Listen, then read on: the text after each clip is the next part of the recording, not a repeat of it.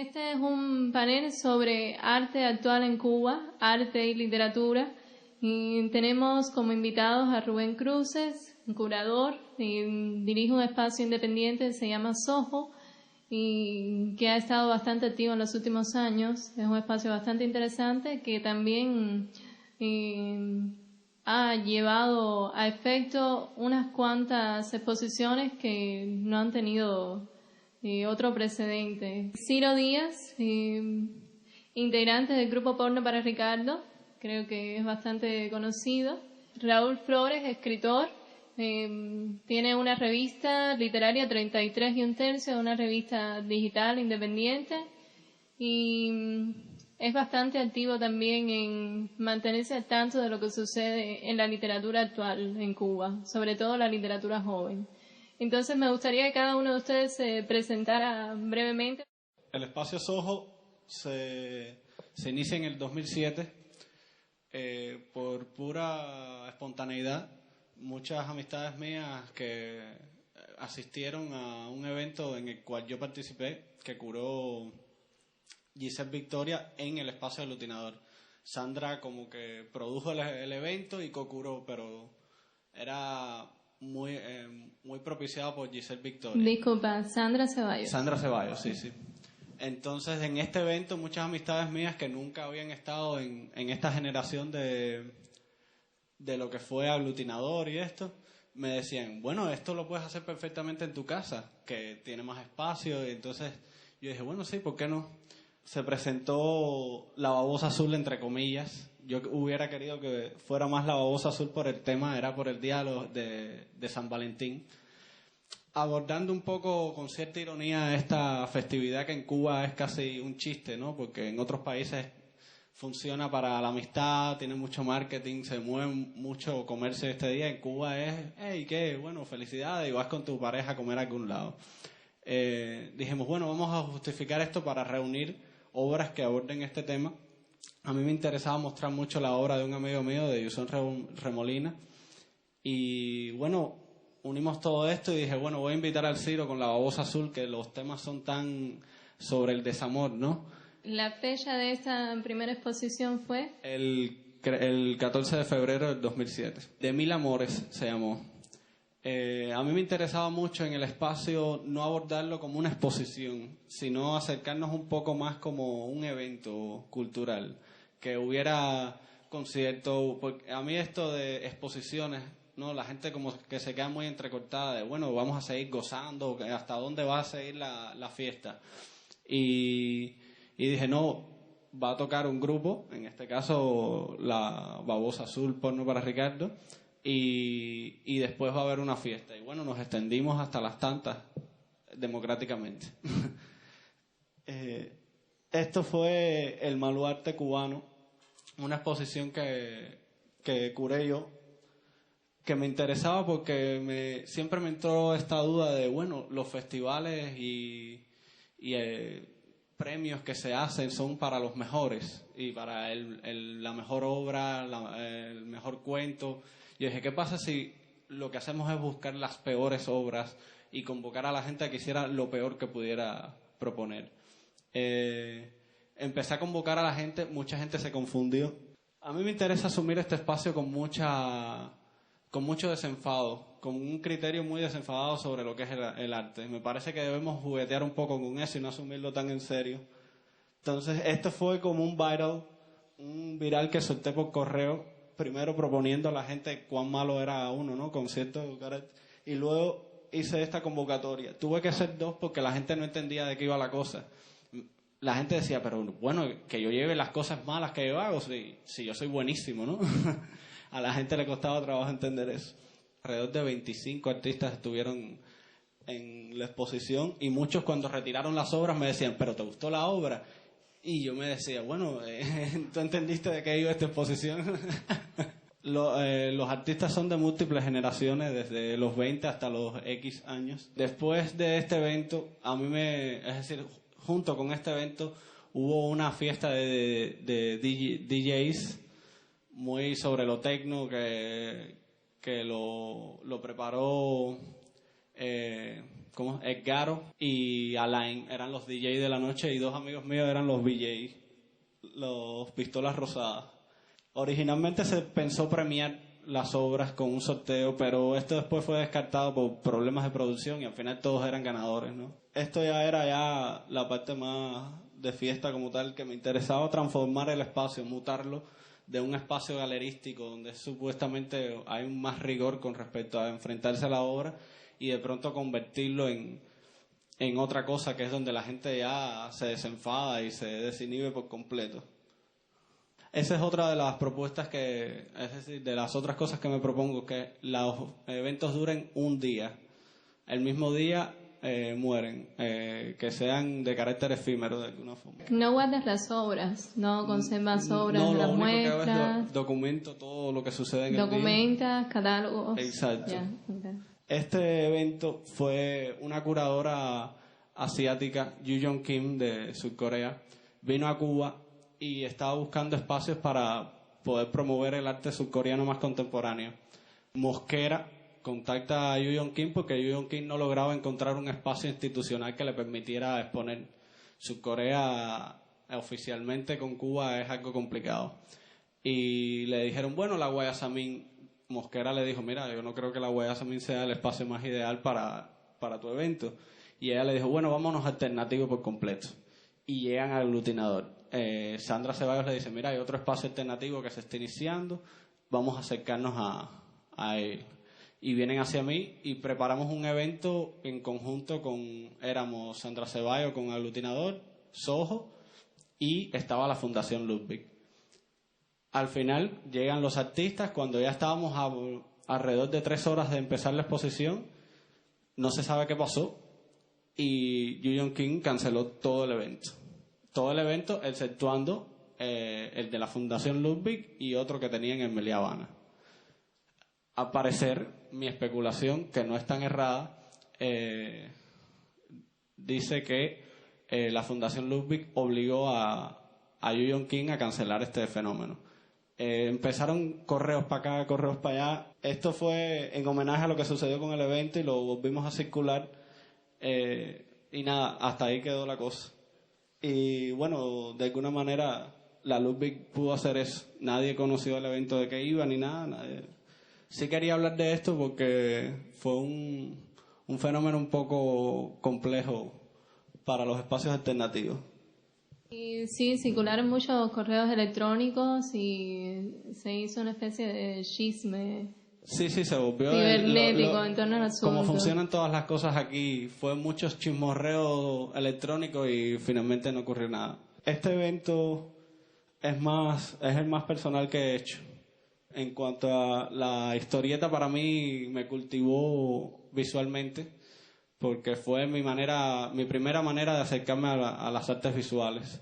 Vi con el tiempo cómo en Cuba se fue perdiendo este arte, por lo menos a nivel de impresión, que es donde más subsiste, y de pronto vi que donde único sobrevivió fue en las artes plásticas, y no sobrevivió, vamos, que algunos artistas como Saavedra y Chago y eso lo empleaban, pero me quedó un poco aquello de que mi generación, muchos se habían igual criado con esto de la historieta y tenían muchas inquietudes sobre el cómic. Y dije, bueno, es hora de dedicarle una exposición homenaje a lo que es el cómic. En ella traté de reunir a algunos artistas, no todos los que hubiera querido, pero los que conseguí, que emplean el cómic o el lenguaje cómic, ya sea globos, narración, etcétera, para hacer artes visuales. En esto hicimos una pequeña conferencia, logré llevar a Juan Padrón, a Tulio Raggi y a algunas personas que son muy reconocidas aquí por haber trabajado primero y antes que en el cine, en el cómic y en la historieta. Y hablaron de muchas cosas que fueron polémicas porque al final la historieta, a pesar de tener muchísima fuerza a nivel de artistas y tener una calidad increíble durante los años 80, murió y no tuvo todo el apoyo que pudo haber tenido. Fue un debate bueno porque es una generación que hoy en día no se reconoce por esas características, ¿no? Igual la historieta es un arte olvidado en este país. Y al final de la noche tocó un grupo. El grupo invitado son los que ahora son bastante populares en el medio artístico plástico. Son los Mataflores, que tocan ahora en cualquier inauguración de exposición. Y me interesaba mucho la visualidad caótica y tenían una propuesta que casi nadie observó porque ellos realmente se robaron el show. Y bueno, esto cerraba el ciclo de ese evento. Me gustaría que hablaras un poco sobre los proyectos que tienes. Bueno, ahora mismo tengo pensado 2 proyectos. Esto a veces me suena un poco como cuerda viva. Los próximos discos que vamos a grabar. Tengo uno que estoy tratando de formar desde el año pasado, pero que viene desde hace tiempo, pero es muy complejo para lograr reunir estos artistas. Se llama Veranearte 2010. Aún se llama Veranearte 2010. Que es tratar de generar como una beca artística de 10 artistas, llevármelos para un campismo popular y generar obras en el campismo popular, a lo más cubano posible, con las condiciones que propone un campismo popular, etcétera. Lo difícil es seducir a un grupo de artistas interesantes que pueda proponer buenas obras ahí. Me ha costado mucho trabajo y aún no se ha logrado. Es una de las empresas más difíciles que he tenido. Y el otro, que es un proyecto que aún está desarrollándose, es el Soho Circuito, que ese espero que a finales de año sí saque. Yo toco en un grupo de rock que se llama Porno para Ricardo y tengo otro proyecto que se llama La Babosa Azul, y quizás también sería interesante el blog El Auditorio Imbécil que tengo. Todos van sobre mi trabajo de composición, ¿no? Que es lo que a mí más me gusta, hacer canciones. Voy a hablar de los 3 proyectos. Vamos a empezar con Porno para Ricardo. Es un grupo del año 98. Ha pasado por varias etapas. Nosotros empezamos haciendo muchas canciones que tenían que ver con el sexo, o sea, mucha broma sexual y eso. Creo que amén de que teníamos algunas canciones también de corte social que nos metíamos con el gobierno y eso, más pum, así, estándares. Básicamente andábamos por la otra cuerda. Creo que por esa fecha nosotros nos decíamos a nosotros mismos, vamos a jugar con la cadena, pero no juguemos con el mono. Y así realmente lo hicimos hasta que nos fuimos embullando y cada vez jugamos un poco más con el mono, hasta que el mono jugó con nosotros. Y bueno, Gorky fue preso en el 2003, con unos cargos de droga que se nos inventaron.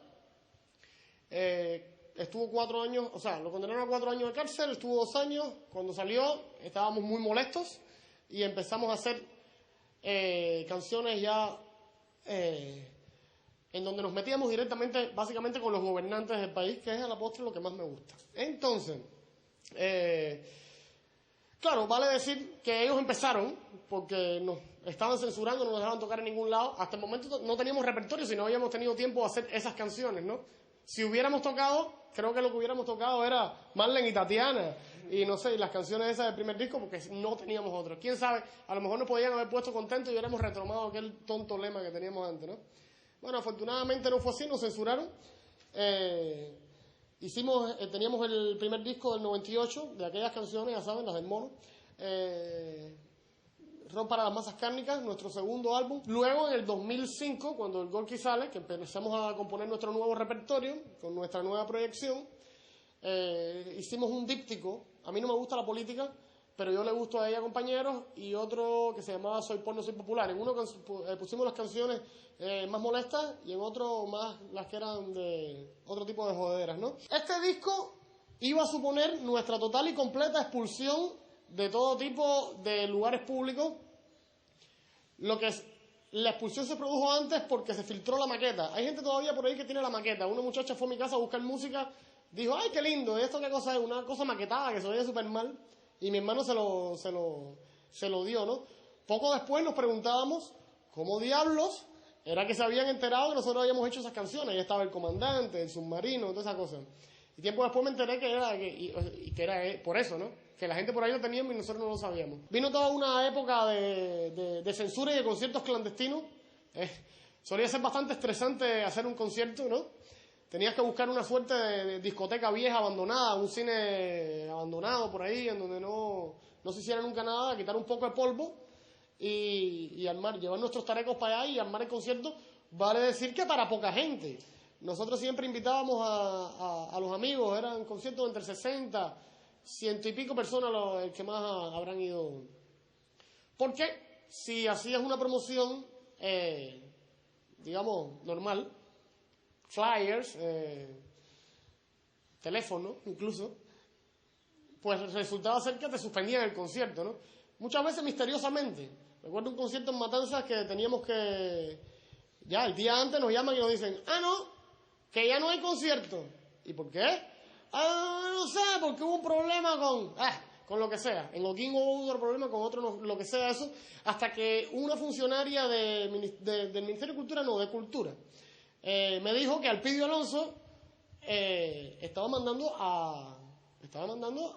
a censurarnos. O sea, todos los conciertos, hace una llamada telefónica al lugar, se identificaba, él era el presidente de la Asociación Menos 6 por aquel tiempo, y nos suspendían el concierto, siempre dándonos una justificación, pues el audio, lo que sea. Bueno, Alpidio Alonso se ganó su canción también, ya los hemos hecho famosos. Bueno, eso fue hasta el 2010. En el 2010 es el otro punto de giro. Vamos a decir, la primera etapa fue hasta que Gorky salió preso. Después vino la etapa donde estábamos censurados y teníamos que hacer aquellos conciertos clandestinos. Y después el último disco. El último disco nosotros lo marcamos como una etapa de giro del grupo también, porque a partir de entonces pudimos hacer otras cosas. ¿Qué pasa? Que este disco, el álbum Rojo Desteñido, se pudo vender mucho gracias a la promoción que nos dio el gobierno cubano intentando meter a Gorky preso nuevamente.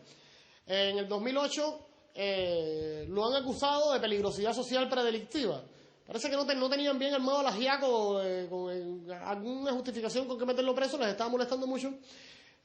Y como metían preso a cualquiera, prácticamente por ese tipo de cosas, lo acusaron de estar haciendo ruido en la casa, lo cual, por cierto, quiero aclarar que era mentira, porque después de la última advertencia dejamos de ensayar en la casa donde solíamos hacerlo.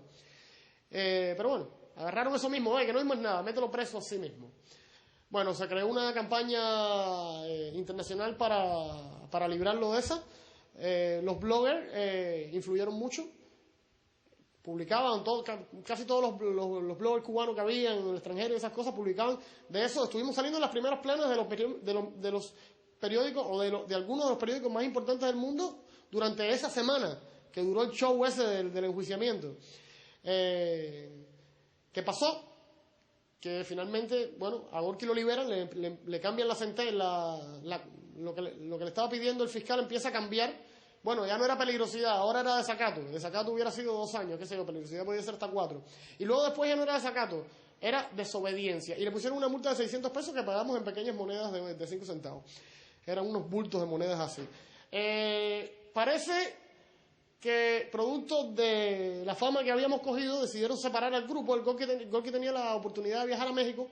De hecho, logró viajar a México, logró viajar a Estados Unidos, y logró presentar el disco en conferencias y vendimos todas las copias que hicimos. Bueno, gracias a la venta de las copias del disco, pudimos construir nuestro estudio de grabación, lo cual nos ha dado una libertad tremenda. Ahora podemos grabar los discos, ya no pasa más que nos botan de los estudios a la hora que vamos a cantar. Nosotros, el Rojo Desteñido lo grabamos en un estudio en donde grabamos la parte instrumental, pero las voces no podíamos grabarlas. Empezó a escuchar las canciones y nos botó de ahí. Bueno, pero ahora ya tenemos local de ensayo y hemos tenido la oportunidad con el estudio de grabación de grabar discos a otras personas que o bien estaban censurados o bien simplemente no tenían los recursos económicos para grabar un disco. Tenemos, y que además podemos hacérselo con una calidad muy buena. Hasta ahora, en casi un año que llevamos de estudio de grabación, hemos grabado a por lo menos 10 grupos, más las cosas de nosotros que hacemos constantemente. Bueno, esa es brevemente la historia de Porno para Ricardo hasta ahora. Nuestro primer concierto internacional lo acaba de hacer Gorky, porque a nosotros nos dieron el permiso de salida en la República Checa. Fue un concierto donde había mucha gente. Me quedé impresionado con la cantidad de público que había en ese festival, escuchando el grupo, ¿no? Gorky tocó acompañado de un grupo checo, que le hizo la pala ahí para que pudiera cantar. Me escribió un correo y me dice, oye, esta gente toca mejor que nosotros. Qué bueno. Bueno, regresa en agosto y seguiremos entonces trabajando por acá. La Babosa Azul es mi proyecto unipersonal. Yo siempre digo, o sea, es un grupo cuyas grabaciones, cuya música es bastante ecléptica, porque los discos son muy diferentes. Hicimos un primer disco que era como fusión de la trova con el rock, con el jazz, vamos a decir algo así. No sé, incluso las canciones también eran media diferentes una de otra. El segundo disco era un disco acústico de versiones de canciones polacas de un polaco que se llamaba Jacek Kaczmarski y un ruso que se llamaba Vladimir Vysotsky, que en su tiempo hicieron canciones contestatarias cuando el régimen de Stalin, y luego después los gobiernos soviéticos vinieron después, y cuando el comunismo en Polonia. Eso suena... Eso yo no sé cómo suena. Eso suena así. Es un poco de música polaca, rusa, mezclada con un poco de música cubana ahí, y es acústico. Entonces, este disco nuevo que estamos haciendo ahora es casi de música cubana. Prácticamente a algunos le puede sonar eso como salsa o fusión con algo así, que es un disco que estaremos terminando próximamente. Este proyecto, estas cosas de La Voz Azul, todas las canciones son mías. Yo siempre digo que las canciones de Porno para Ricardo las hago en 10 minutos. Y las canciones de La Voz Azul me puedo meter unos días haciéndolas, porque como que busco que sean más espontáneas lo que hago en Porno para Ricardo y más rabioso, ¿no? Y La Voz Azul como que me vuelvo más delicadita. Hemos dado pocos conciertos porque es un grupo que, si miran los videos de los conciertos que hemos hecho, los músicos nunca se repiten. En el primer concierto, que fue en la Casona de Línea hace muchos años, yo no me acuerdo ni quiénes eran. Después el otro concierto, que ya era cuando el disco de Idioteces Urbanas, que fue el primero. Los nombres de los discos son Idioteces Urbanas, cuando amanezca el día, y este último se llamará No Digas Nada. Eran otros músicos y así.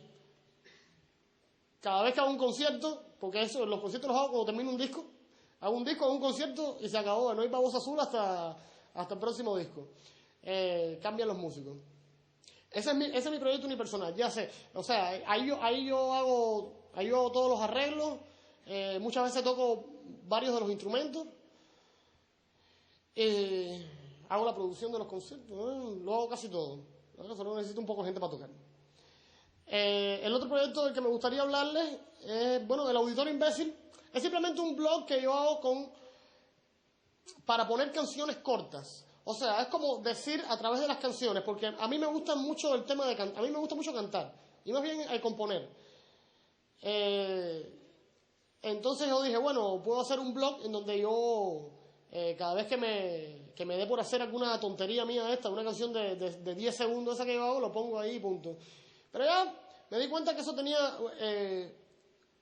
podía expresarme a través de ese blog, muy bien, porque ya después podía hacer un poco de escenografía y montar un poco y poner a la gente a bailar y hacer algún tipo de coreografía y esas cosas, y realmente me gustó mucho. Dejé de hacerlo hace 4 meses, que tuve que ponerme seriamente para la grabación del disco, pero pienso empezar otra vez a poner. Ya tengo ahí, voy sacando en DVD cada vez que puedo, la primera temporada del Auditorio Imbécil. Estoy terminando la segunda temporada del Auditorio Imbécil, y en cuanto tenga una conexión a internet que me permita subir videos otra vez, seguiré con el asunto del blog. Básicamente esos son los proyectos en los que estoy. También tengo uno ahora que tiene que ver con el estudio de grabación, que se llama La Paja Record, por cierto, que es un DVD de recopilatorio de la música punk cubana. Estamos hablando de filmar conciertos en vivo y grabarlo de manera que pueda editarlo después y que queden con buena calidad, un producto como comercial. No hay mucha documentación del punk cubano. El punk cubano pasó así. Los grupos de finales de los 80 y principios de los 90 no tienen ni grabaciones. O sea, grupos como Rotura, Detenido, VIH, esos grupos que fueron populares en esa época, No, nada, eso no se grabó, ni se filmó, ni nada, eso no existe. No hay nada de eso. Afortunadamente no se han muerto todas las personas que estaban en esos grupos, porque o emigrado, todavía quedan unos cuantos aquí que todavía recordaban las canciones y las estamos montando otra vez para volverlas a grabar y por lo menos recuperar algo de eso. Además, los grupos punk que hay en Cuba ahora andaban por ese camino también, muy pocas grabaciones. Adictos, Limaya, Arrabio, todos los grupos del centro, que es donde el movimiento punk es más fuerte, prácticamente no tenían grabaciones y si las tenían eran muy malas. Entonces vamos a dejar constancia gráfica en imagen y sonido de estos grupos con estos DVD. El proyecto se llama Desorden en el Sótano, volumen 1, 2 y 3. Ya tenemos grabados los 2 primeros conciertos y nos falta el tercero. Este es el último trabajito que he estado haciendo entonces en los últimos tiempos.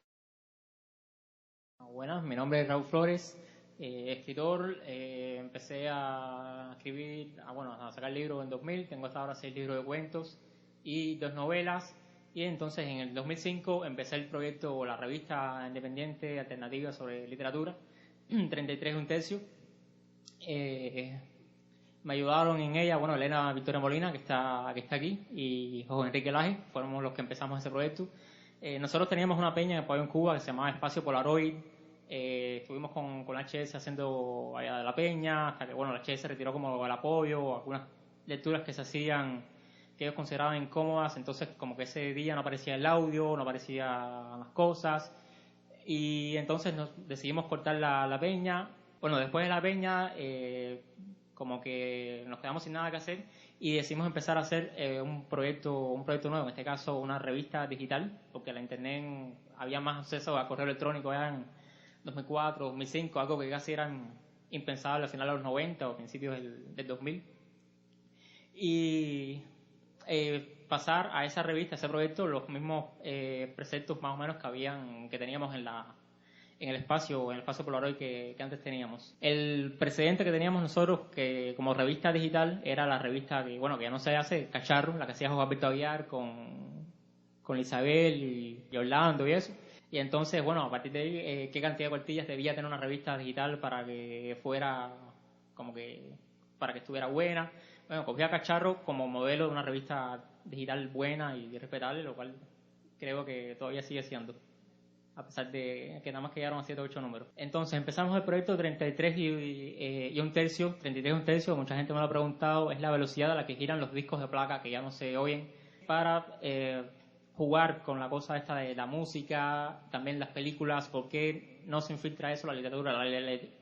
La literatura no la veo como un castillo encerrado, una isla encerrada en sí misma, sino como algo que tiene acceso también a otras artes como la plástica, la música, las películas. Y entonces traté de jugar con eso, ¿no? A buscar una literatura que fuera divertida, una literatura en minúsculas, no el concepto literario con mayúsculas que se tiene en este país institucional, sino buscar las múltiples literaturas que había dentro de esa gran literatura, las que no tenían cabida en eso, lo que podía ser como el mal arte, la literatura mal escrita, mal entre comillas, la kitsch, la comercial, y intercalarlo dentro de esa revista con imágenes, gráficas, con fotografías, ya sean fotografías de aquí, fotógrafos cubanos, fotógrafos de afuera, que casi nunca damos el crédito a los fotógrafos de afuera porque muchas veces ni siquiera sabía quiénes eran. Y entonces, publicamos a muchos autores como que desconocidos hasta ahora en este país.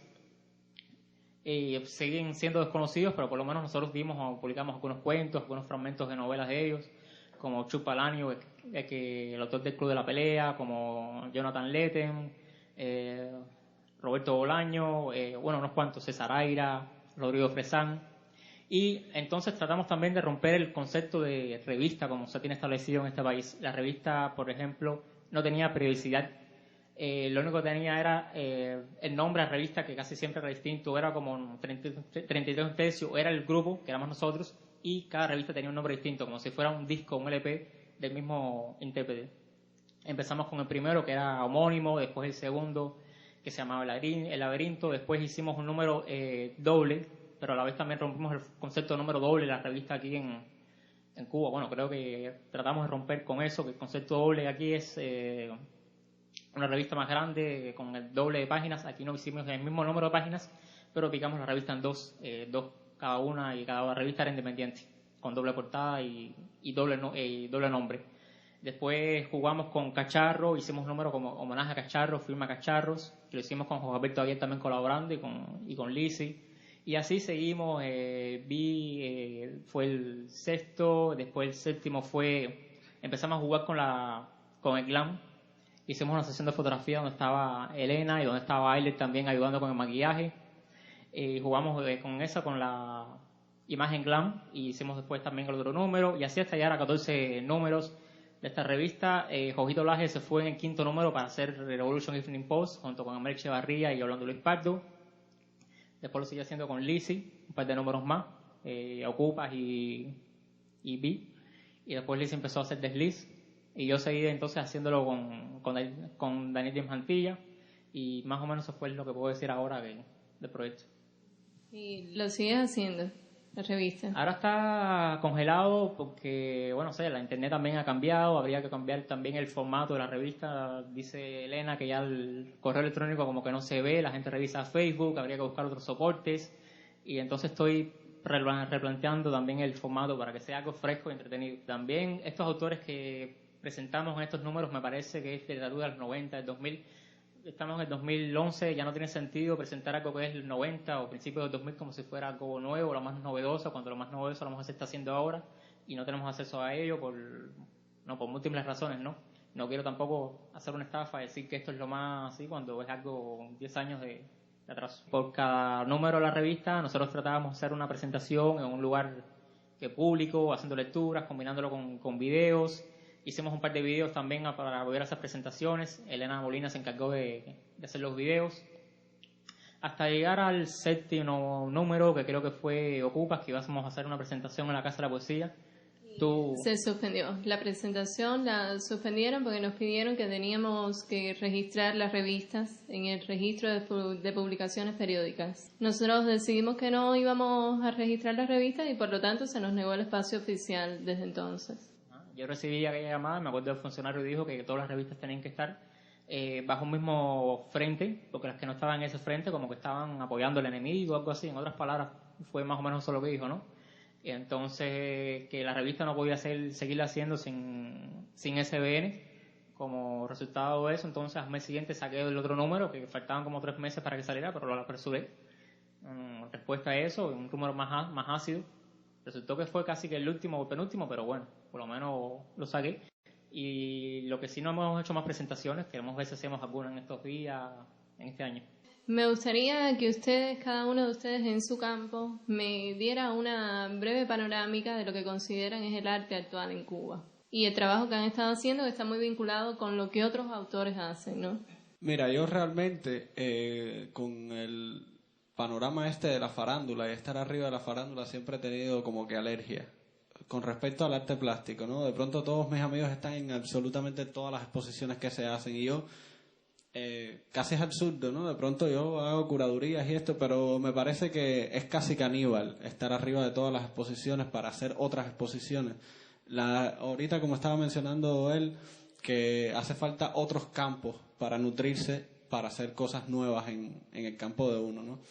Y yo me he desligado un poco de esto porque me dejó de interesar, y de hecho por eso es que hago cosas, no porque crea que son mejores, sino simplemente porque me parece que deben haber otras.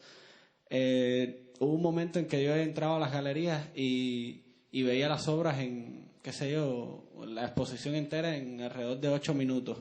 Y el otro día, hablando con un artista de cierta relevancia aquí, decía, bueno, ¿en qué tiempo consumimos una obra? En 30 segundos. Y yo decía, bueno, espérate, no hay que ser tan prosaico, ¿no? Observar una obra. Y ha llegado un poco a eso, ¿no? De pronto el arte en general es eso, ahora mismo, consumir muy rápido. La obra de Mengano, de Ciclano, una documenta te la echa facilito. Y creo que podemos explotar un poco más eso y no se está haciendo. La Bienal me dejó de interesar la Trienal, ¿no? Ahora mismo es una Trienal. Me dejó de interesar hace rato porque se ha convertido casi en una pasarela o atributos tecnológicos de que pueda meter más pacotilla la mete o no sé. Yo de verdad me Me gustaba mucho lo que hacía Alutinador, me parecía extremadamente espontáneo. Ahora no tiene tanta actividad, pero lo que se encontraba ahí era increíble, de verdad era muy fabuloso. Fue una de las motivaciones que tuve para empezar el Soho. Y creo que ahí no es que sean ni escogidos ni nada, pero hay mucho desenfado. Y me parece que el arte cubano de más popularidad carece del desenfado necesario para... Entonces no te puedo augurar nada porque no sé a qué viene, pero estamos tratando muchos artistas de alcanzar un mercado, estamos ripiándonos entre nosotros para alcanzar un mercado, vender un cuadrito, venderle al extranjero, y se está pensando poco de verdad en lo que es la parte cultural. ¿Cuáles son tus propuestas en Soho? Yo cuando pienso en Soho pienso mucho en un ejercicio de lenguaje. No, me propongo alguna paradoja o algo que me sea...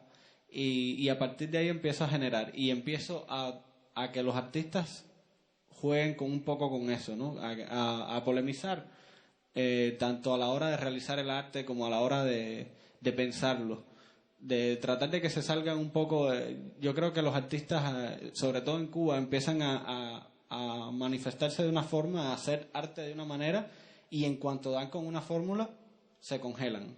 Se quedan ahí, encontrar la fórmula del éxito y se acabó. Y yo veo muchos artistas de muchísimos otros países que, a pesar de alcanzar éxito, de alcanzar muchas cosas, siguen constantemente cambiando. Y aquí en Cuba tenemos una tendencia a la repetición, al momento en que llegamos a esa curva de arriba, nos quedamos ahí. Y no, aunque tengamos que caernos, si después subimos a una nueva, mejor. Pero no, aquí nos quedamos así. Hemos favorecido mucho la vanguardia de los 70. Se ha congelado el arte más popular hoy por hoy, el más reconocido, es la representación de la generación de los 70. Roberto Favelo, Saida del Río, Montoto, etcétera. Y me parece que la generación de los 80 ha sido completamente vetada. Salió en un libro, no me acuerdo ahora cómo se llamaba esa publicación, pero es la única publicación que habla sobre esta generación. Entonces, todavía padecemos eso. Después llegó la generación de los 90, que es la generación del mercado por excelencia, Tania Bruguera, Los Carpinteros, René Francisco, etcétera, y que igual el pueblo no conoce. Este año le dieron el premio de plástica nacional a René Francisco, y le puedo preguntar a 20 personas por ahí por la calle que no tienen ni idea quién es René Francisco. Es decir, Fernando Pérez todo el mundo sabe quién es, y que le den un premio nacional está claro, pero de pronto René Francisco no tiene una relevancia popular. No lo critico a él, critico a los medios que no se preocupan por hablar un poco más de esto. Entonces me parece que hay desligue entre el conocimiento de lo que se hace en la plástica popularmente y que hay mucha lucha por el mercado. Nada más interesa que gente como René Francisco, Rocío García, etcétera, los conozcan un grupo específico de personas, pero lo que tiene que conocer el pueblo realmente son más los que imprimimos en vasijas y en ¿cómo se llama? En cortinas de baño, etcétera, que son los favelos, etcétera. Y se crea se desvincula por completo. No es que ahora empecemos a imprimir el René Francisco en cortina de baño, por Dios. No es una manera inteligente de aproximar el arte al pueblo. Pero de verdad hay un divorcio. Hay que buscar vías, quizás, sí, ¿no? Sí, aproximarlo, porque aunque sea de estas generaciones, no se desconoce por completo. Yo particularmente me he vuelto cada vez un poco más recalcitrante. Digamos, ya yo cada vez que voy a ver algo que tenga letra, como no tengo una beta contestataria, yo no sé qué me pasa, yo no puedo entrar. ¿Entiendes? Yo como Martín, ¿entiendes? Entonces, como que me he enfocado en eso. Ya yo tengo un compromiso con mi causa. Yo promociono, le grabo discos, le hago conciertos a músicos que tengan esa arista. Bien, he llegado a descubrir, gracias también al tema este del estudio y eso, un montón de personas que yo no conocía. O sea, todo el movimiento PUM del centro del país, un montón de gente aquí, no vamos a decir un montón, pero varias gente aquí en la capital, que decir varios ya es bastante, que yo no sabía ni que existían, ¿no? Y que fueron llegando a mí, así, fueron cayendo así del cielo. Yo estoy enfocado en en que estas personas puedan tener su obra grabada en el formato que lo vaya a grabar, ya puede ser en imagen, música de imagen o música nada más, que tenga por lo menos el soporte de algo comercializable, lo cual no quiere decir que lo vayan a comercializar.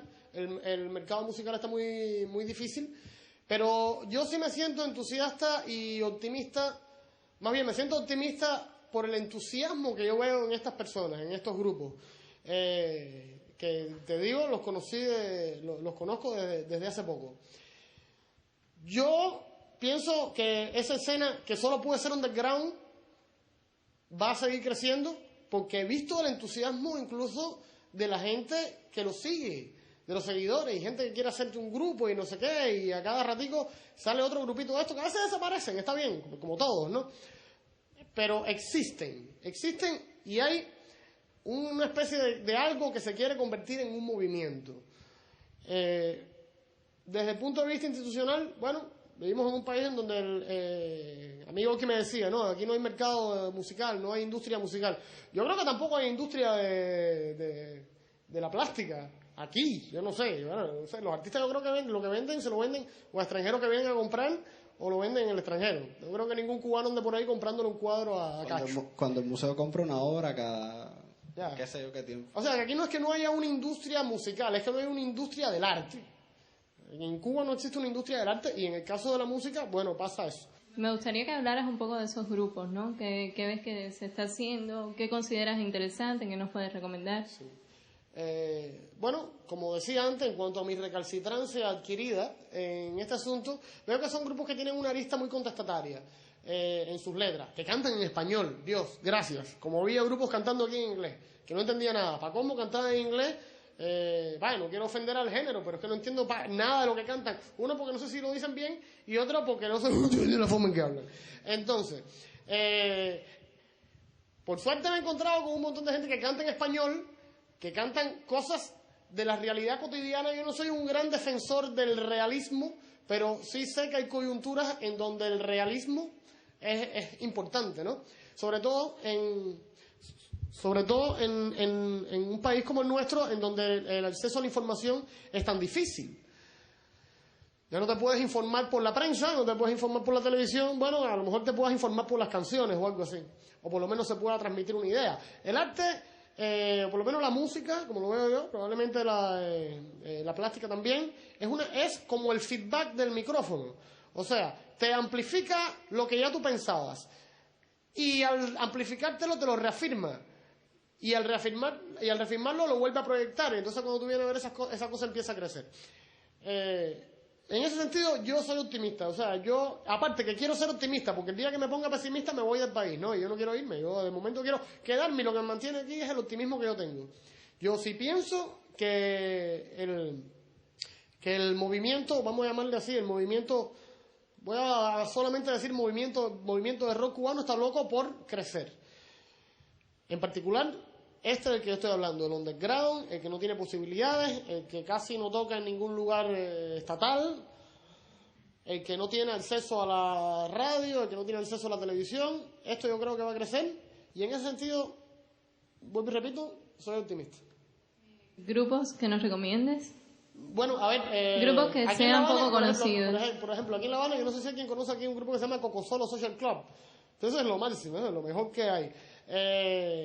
Puedo mencionarte, mira, Limaya, Arrabio, esta gente son del centro del país, donde hay un movimiento muy fuerte. Adictos. Además hay mucha camaradería entre ellos. O sea, los tipos se ayudan, se invitan a conciertos, hacen un concierto. Estamos hablando de pequeños lugares. Hacen un concierto por aquí y por allá y los tipos van y el otro viene para acá y son amigos además, ¿no? Había uno que se llamaba Escoria. Mira, Escoria se fue de este mundo. A William Fabián lo mataron en una bronca callejera, le dieron una puñalada y se murió. Ese es uno de los grupos súper famosos por lo menos en Santa Clara y entre la escena de punk en el país entero lo conocían. Y se fueron sin grabaciones. Creo que tienen un concierto en vivo ahí mal grabado, que no hay quien se lo meta de lo mal que suena aquello. Muchos de esta gente están montando las canciones de Escoria y se están regrabando. Ahora O sea que finalmente tendremos escoria, vaya, no van a pasar 30 años y se van a olvidar sus canciones, no sé. Afortunadamente, gracias a la técnica, al estudio y esas cosas, vamos a poder tener a William Fabián. Vamos a poder tener las canciones de escoria, no se van a perder, van a quedar registradas. Bueno, aquí en Cuba la literatura contemporánea, la joven, son cosas que están dictadas, muchas de ellas dictadas por las instituciones, así que me parece que tal vez no esté tan bien mientras la institución tenga la cosa esta de hacer tiradas de 500 ejemplares o 1000 ejemplares en la RISO, y si el libro se vende bien y si no se vende, bueno, también, no es su responsabilidad. Publican no sé cuántos libros por mes, los libros los ponen en librerías, entonces ahí tú no sabes qué cosa es buena, qué cosa es mala, y si algo se vende, nunca se reedita, aunque haya sido un bestseller y se ha vendido en 3 días, y si algo no se vende, igual se publica. Sobre la literatura, hay mucha gente haciendo cosas buenas, pero a la vez volvemos a las editoriales, entonces no se publican cosas de lo que se está haciendo afuera. Hay un atraso literario de al menos 50 o 60 años, porque las cosas que se publican aquí extranjeras son del siglo XIX, del XVIII, principios del siglo XX. No se sabe, en literatura no se sabe bien qué se está haciendo ciertamente, y como único se puede enterar uno es prestándose libros que vienen de afuera, ¿no? Entonces hay como un círculo de lectura en el cual uno hace cola por un libro y se lo lee. Y por eso tú más o menos sabes qué se está haciendo, para no descubrir el lago tibio. A lo mejor tú haces algo aquí que para ti es algo súper novedoso, y cuando vienes a ver, alguien más lo descubrió y es súper conocido en todo el mundo y tú nunca te has enterado.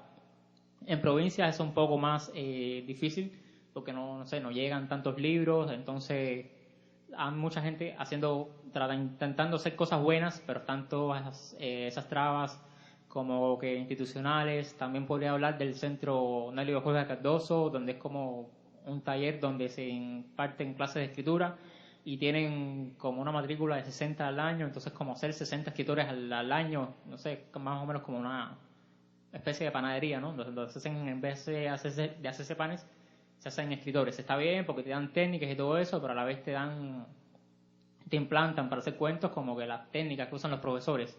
Es como el molde para todos los escritores. Y en concurso, la forma de publicar más bien fácil que creo que hay aquí en Cuba es por concurso, ¿no? Tú mandas un concurso y al año siguiente sale el libro publicado.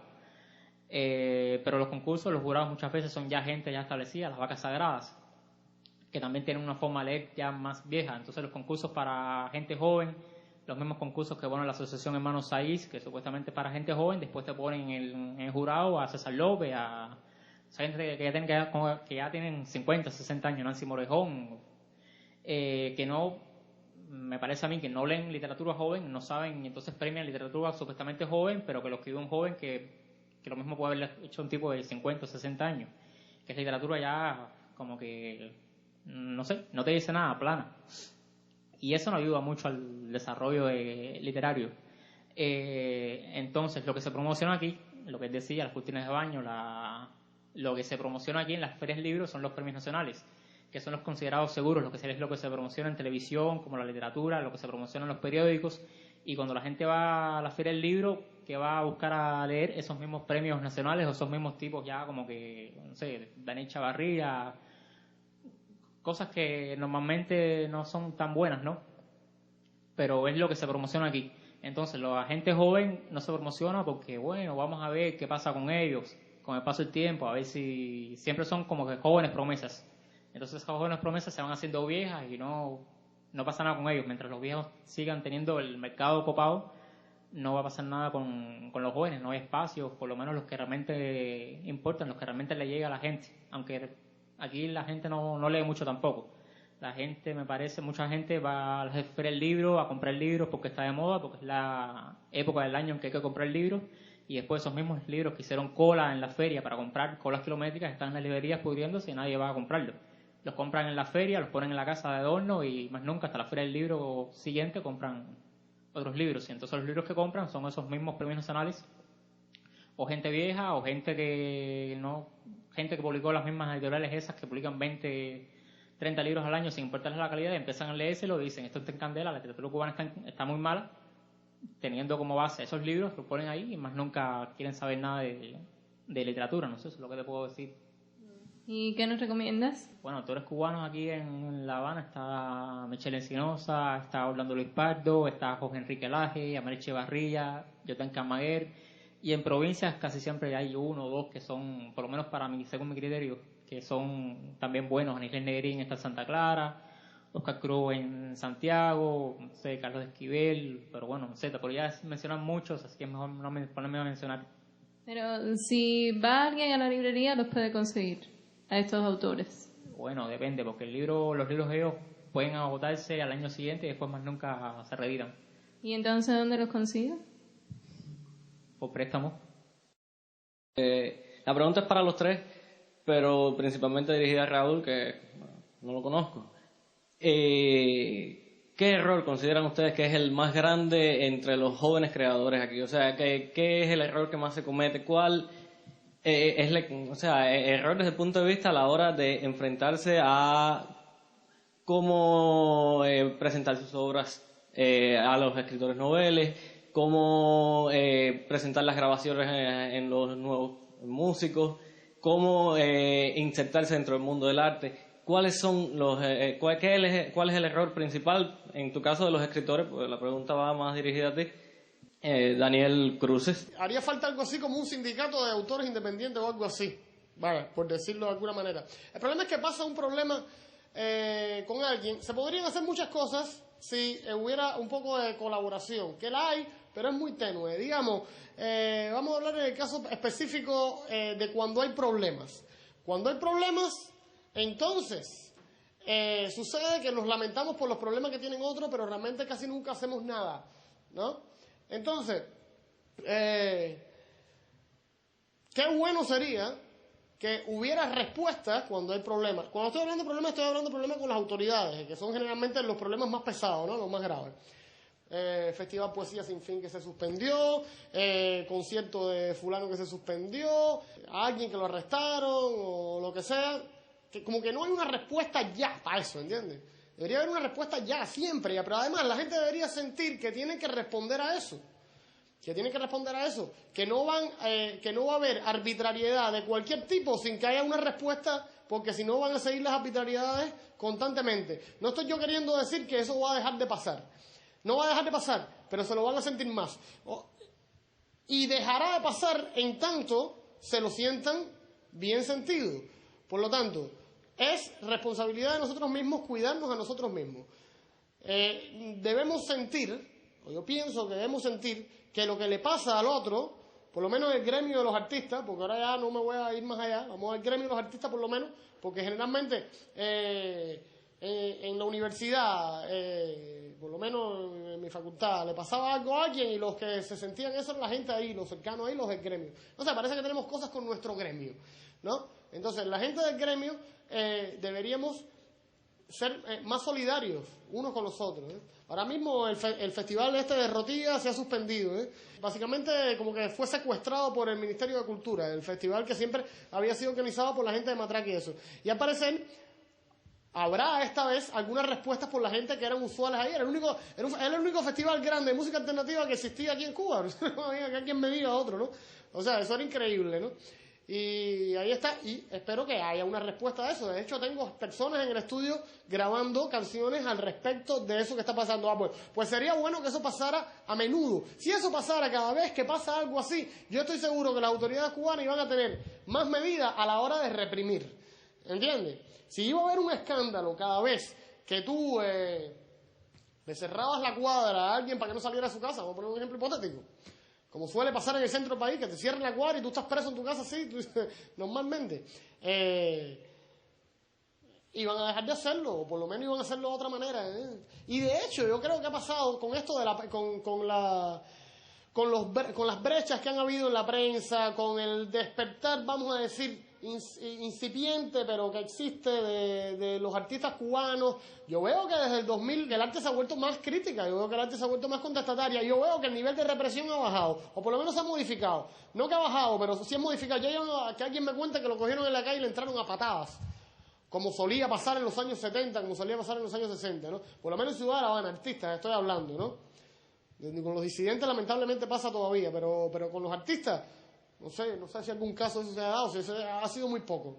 ha sido muy poco. Y eso se ha ganado, no es que ellos hayan cambiado, porque el gobierno cubano no ha cambiado, las autoridades cubanas no han cambiado, siguen siendo los mismos viejos de siempre, ¿no? O sea, su mentalidad sigue siendo igual de represiva.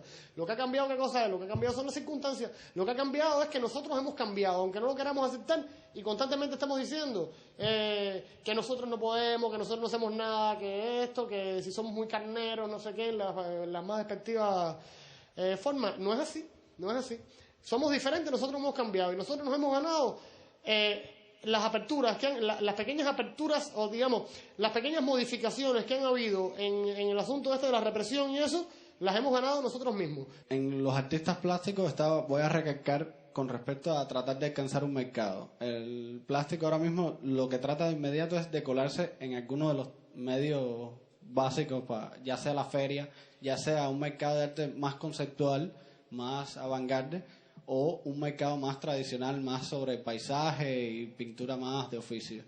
Hay que ver hasta dónde realmente le interesa a este individuo, a esta persona, de verdad generar arte, generar cultura, o simplemente involucrarse y colarse. Si él lo que le interesa es la cultura, de verdad tiene que alejarse lo más posible del mercado. Ya el mercado le tocará en algún momento y ya si tiene que venderle el alma al diablo lo hará.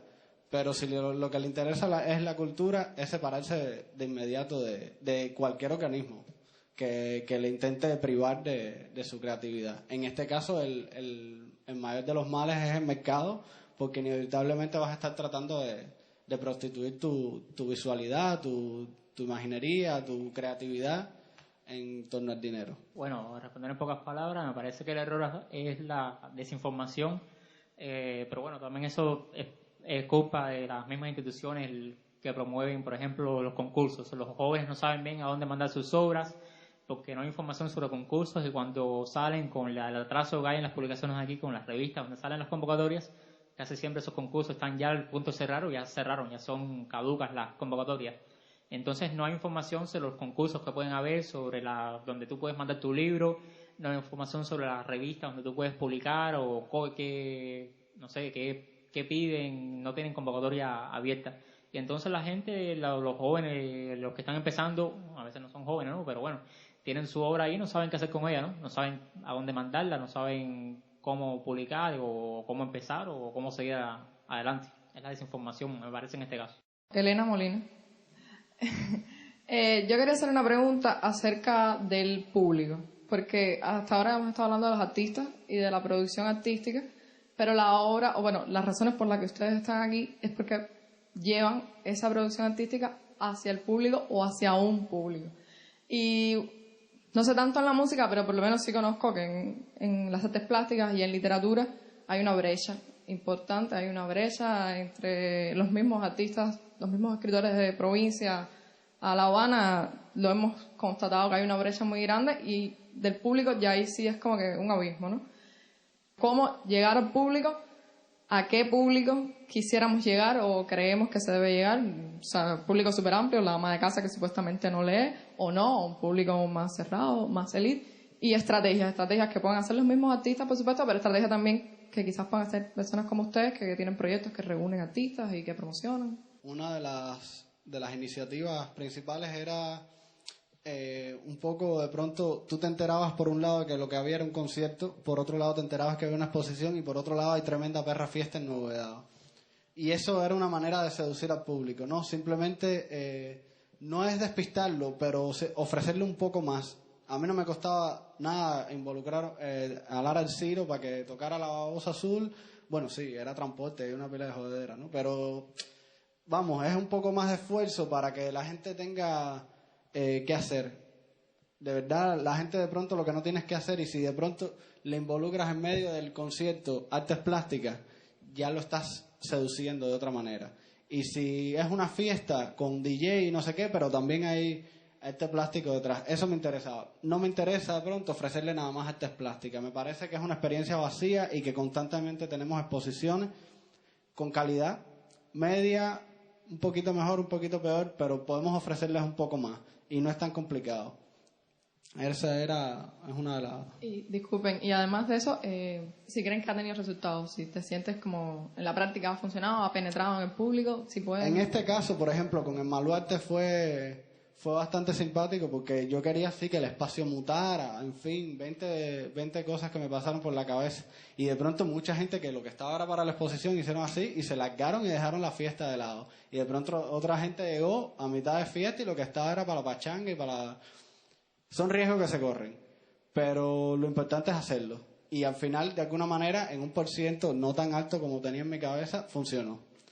Creo que lo que vale es empezar a tratar de hacer ese tipo de cosas. En el caso de la música, es, vamos a decir, un poco más sencillo porque los soportes en que la gente se lleva la obra musical están al alcance de la mano. A ver, está claro que la música alternativa es la que quieren los jóvenes. Vaya, el caso quizás más emblemático sea los aldeanos. Yo pregunto, ¿con qué cuentan los aldeanos para promocionar su música? Con nada, si en definitiva, aquí en Cuba, ¿quién tiene internet? Por muchos videos que tengan en internet, aquí en Cuba, ¿quién tiene, quién compra un disco de fábrica, de lo que sea? Casi nadie. ¿Tienen televisión? ¿Tienen radio? No, no tienen nada de eso. Sin embargo, yo he visto en los camellos parar al frente de casa de Aldo, porque tiene una parada al frente, y la gente señala para arriba, que ahí vive Aldo. ¿Entiendes? ¿Con qué se hace? Bueno, la gente se pasa la música. Claro, hace falta ya iba a dar unos datos físicos, una masa crítica inicial, ¿no? para que eso. Pero bueno, básicamente la música es repartiendo tu obra. Yo lo que hago es que cada vez que tengo DVD, imprimo los DVD con mis videos, con mis cosas de esas y se lo paso a la gente por ahí. En la medida, mira tú de lo que depende de la distribución, en la medida de que tu música, o lo que tú dices, porque gran parte de lo que, además del flow y de los background que ellos hacen, está en el mensaje que ellos tienen. Yo creo que ese es el punto clave de lo que está. Aquí la gente está ávida de escuchar eso, de escuchar lo que nunca va a escuchar en la televisión. De escuchar La Naranja se picó, de escuchar El Comandante, lo que sea que vaya a escuchar. Y en ese sentido, yo me siento realmente, ¿qué es la palabra? Emocionado, yo me siento satisfecho con que mucha gente conozca mis canciones. La manera de llegar, por lo menos en la música, es repartiendo tu obra de la manera que tú puedas. Si tu obra le interesa a la gente se la va a pasar y te va a conocer. Me parece que aquí en Cuba lo que yo he hallado es buscar un espacio como lectura y después como que dinamitarlo y dinamizarlo, ¿no? El espacio que nosotros teníamos en el Pueblo en Cuba, bueno, tú te acuerdas porque tú estabas ahí, eso se llenaba con 30 a 40 personas a veces, que eso para en literatura es bastante. Pero no solamente por las lecturas, porque nosotros también invitamos gente para leer, pero también proyectamos videos, proyectamos materiales como que cortos y canciones intercalados dentro de las lecturas. En eso ahora se hace muy seguido, pero en ese momento que estoy hablando, 2004, 2003, como que aquí no se hacía. No recuerdo ninguna peña que tuviera ese formato, salvo la de Eduardo Llano, que también, bueno, nosotros tomamos ese formato de la peña de Eduardo Llano, la que hacía en Revolución y Cultura. Y me parece eso, y buscar a la hora de leer así en público, el libro, la literatura es para ser leída en el papel, no en público, pero si vas a leer en público, busca algo que mueva a la gente, ¿no? Que le dé algo y que no sea una cosa así estática, bonita, como como la poesía o la prosa así que tú lees, que es muy florida, muy bella, pero que está muerta, ¿no? Coger algo vivo y hacérselo guiar a la gente. Me parece que no resulta mucho por las trabas que hay aquí promocionales e institucionales a la hora de publicar, pero bueno, es lo que creo que puede moverse en esa dirección. Buscarte un espacio, dinamitarlo y también moverlo y buscar gente y que se mueva eso. Bueno, yo me llamo David Canela. Y ahora cuando Ciro pronunció la frase, estamos ávidos de, pensé en que yo estoy ávido. Y entonces lo empaté también con una cosa que estaba hablando él, que era el cómic, el cómic, pero yo lo voy a homologar un poquitico con la caricatura. Y entonces yo lo que pregunto es, ¿ustedes conocen, por ejemplo, de jóvenes o espacios, quizás dentro de las artes plásticas, donde acuda o confluya la caricatura política o el cómic político? Hay mucha gente interesada en el cómic y sobre todo por este nuevo boom que ha tenido el animado japonés y la relación que guarda el animado japonés con su formato original de historieta, el manga. Y esto ha hecho que muchos jóvenes estén ávidos de contar historias muy intrépidas, muy de superhéroes y eso, pero la caricatura como tal y la caricatura crítica, la caricatura que cuestiona, no es algo que esté ahora mismo. Ernesto Piña hizo el camello, después sacó uno sobre, no me acuerdo cómo se llamaba, de los jóvenes en la secundaria, de adolescentes en la secundaria, ahora sacó otro que se llama Sin pelos en la lengua, que es sobre las malas palabras y eso, interesante.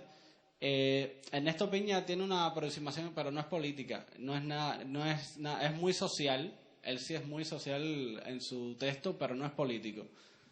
Y Lázaro Saavedra en Galería Lázaro Email. Saavedra es el único caso en las artes plásticas y su mixto raro con todas las demás artes, tanto audiovisuales como de prensa, de esto ya más caricatura, que hace, pero Lázaro Saavedra hace aproximación política, filosófica, es bastante universal y es uno de los pocos plásticos que ha hecho esto. Ninguno de los otros que he visto, estaba Duvier del Dago, había un Hamlet que hacía caricaturas también, pero todos eran muy filosóficos, casi nadie hacía un hincapié político.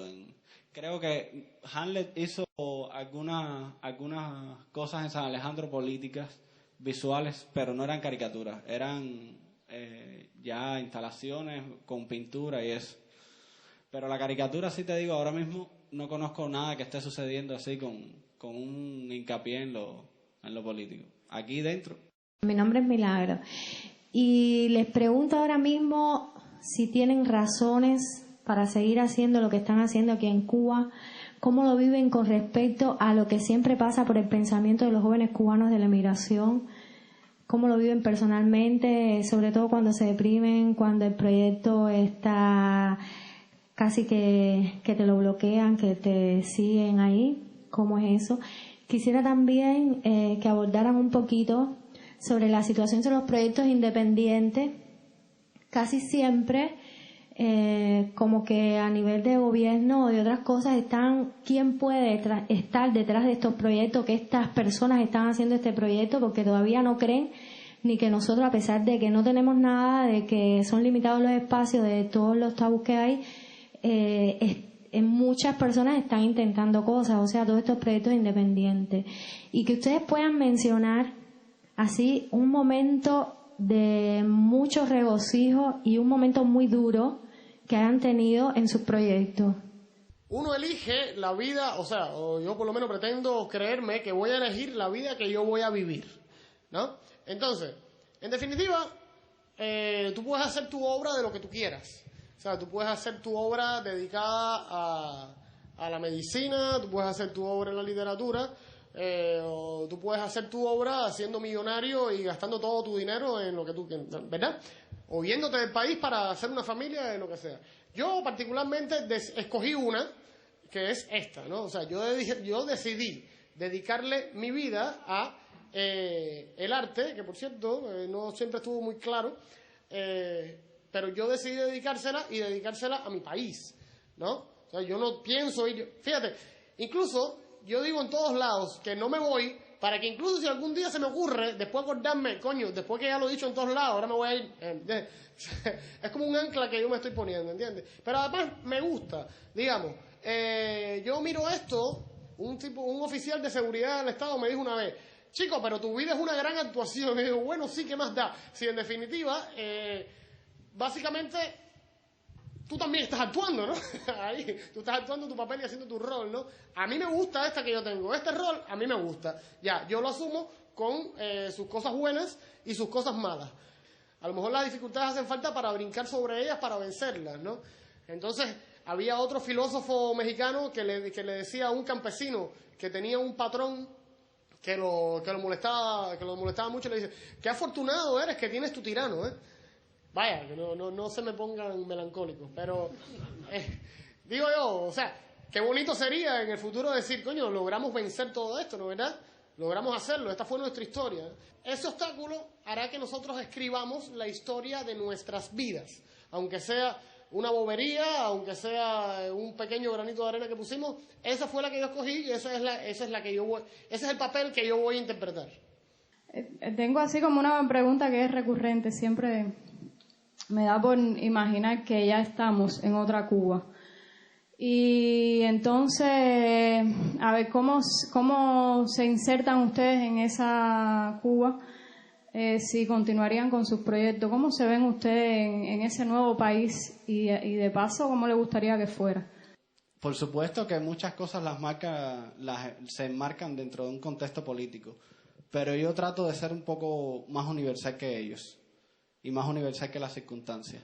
Yo trato de que nada de eso me marque y de no ser tan contextual. No me interesa, no es un interés mío de que esto se hizo antes de y después de. Una persona muy inteligente que respeto muchísimo me dijo, hay que saber cómo determinar los límites históricos y definía, ahora mismo no me acuerdo cómo, pero de una manera muy inteligente, la Revolución Cubana con otros términos y lo enmarcaba como un periodo histórico X que no era a partir de lo que es revolución, sino otro concepto. Lamentablemente no puedo reproducirlo ahora porque no me acuerdo, era muy inteligente. Y es eso, no me gusta pensar en que no, ahora estoy en este marco y después voy a estar en uno mejor por X o Y. Yo estoy haciendo las cosas ahora. Y en el momento que me toquen después pueden ser mejores o pueden ser peores, depende de una serie de circunstancias. Para mí, yo sería con mi proyecto, siempre trataría de seguirlo, porque me parece que aunque las cosas cambiaran, todavía hay una inercia social que me parece que yo puedo aportarle y que puedo ayudar a que salga un poco de ese movimiento. Primero, que como veo yo en una nueva sociedad, yo diría que las sociedades nunca son nuevas, siempre son viejas. Las sociedades son viejas mañana, ya ayer son viejas ya. Entonces, probablemente habrá que seguir haciendo de todo en ese sentido. Te estoy respondiendo eso de esta forma ahora, aunque otras veces me han visto responderlo de otra forma. A veces cuando estoy un poco, digamos, cansado o yo qué sé, le digo a la gente que cuando vivamos en otro tipo de circunstancias no quisiera hacer más canciones políticas. Si es que mis canciones se les puede llamar así, digamos, que anden rondando ese ámbito, ¿no? Y debe ser quizás porque el enfoque de mi obra está apuntando precisamente hacia ese final. O sea, como que el final es el colofón, al menos de una parte de mi obra. De todas maneras, yo seguiré siendo un compositor porque es una cosa muy extraña. Es una cosa muy extraña que yo la tengo y que la tienen muchas otras personas, muchos otros artistas, ¿no? Y que uno se pregunta ¿por qué? Yo me pregunto ¿por qué yo hago canciones? O sea, ¿por qué? ¿Por qué yo me siento con una guitarra a hacer una canción? ¿Para qué? ¿Para qué hago eso? Y podría sentarme a mirar la televisión, ¿no? Pero sin embargo me siento y hago una canción. Bueno, pues parece que es algo que es así y punto. O sea que, nada, ¿qué pasará después? ¿Cómo me insertaré? No sé. Pero lo cierto es que yo probablemente seguiré haciendo canciones, ¿no? Bueno, yo digo más o menos igual que Ciro. Me imagino que seguiré escribiendo en esta sociedad en la que viene, no sé. Hay que ver la que viene a ver cómo sale. No sé. Vamos a ver, esperar, no sé, 30 o 40 años más. Esperemos que no 50.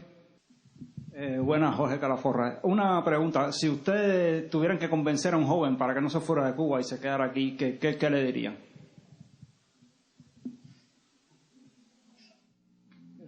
Yo creo que no hay nada que decirle. Lo mismo. No hay nada que decirle, porque el problema es que yo no quiero ser el responsable sobre todo de las desgracias de los demás, ¿no? Y hay que ver cada cual cómo ve eso. Ahora, yo sí me alegraría de que la gente viera sobre todo en la alegría de lo que hacemos, en el optimismo de lo que hacemos, razones, si ya no para quedarse, por lo menos para pensarlo, ¿verdad? Para pensarlo. Yo soy un detractor de hacer este trabajo, de hacer el arte que hacemos, en el caso mío, el arte que es contestatario, etcétera, con desánimo y con tristeza y poniéndole así un factor de sufrimiento, ¿no? No. Esto hay que hacerlo con alegría, ¿entiendes? Porque si lo hacemos triste, ¿Qué le vamos a transmitir a los... Oh, Cuba, estás tiranizada, cómo se sufre aquí? Coño, no me jodes, joven, que hoy ya eso se quiere ir mañana, ¿entiendes? Ya, normal. Y te lo estoy diciendo yo, que mis canciones del 2006, 2005-2006, eran canciones que la mayoría hablaban de irme echando. Vamos a estar claros. Por eso es que a veces cuando me pongo demasiado obsesivo con que este se fue, qué cabrón es, digo, espérate un momentico, pero si tú eras igual, ¿entiendes? ¿Qué tú querías hacer en el año 2006? ¿De qué va la canción esa de la balsa, del submarino? ¿Te querías ir? O sea, que yo me quería ir, ¿eh? Yo evolucioné en este sentido. Ya yo no soy el mismo que en ese tiempo. Bueno, espero que mi obra contribuya a que otras personas dejen de ser también ellos. Porque yo sí quiero que la gente se quede en Cuba. Sobre todo los jóvenes. A mí me molesta que los jóvenes se vayan. Parece que son los... Eso a quien único le entusiasma es al gobierno, al parecer. Yo no sé. A mí sí eso no me cuadra, ¿entiendes? Yo quiero que se queden. Yo querría, pero tengo que entender las razones de los demás, ¿no? No todo el mundo tiene las mismas aspiraciones que tengo yo. De verdad que es una cosa complicada porque es lo que dice el Ciro. Si nos quedamos sin jóvenes, nos quedamos sin nada. Esa es la sangre nueva de la circulación, pero tampoco le podemos decir que se mantengan en una postura cuando al final es complicado para ellos quizás mantenerse en esa postura o seguir en lo que decimos habitualmente en la lucha, ¿no? Que es el día a día cubano, como yo digo, que es tan difícil como cualquier otra postura.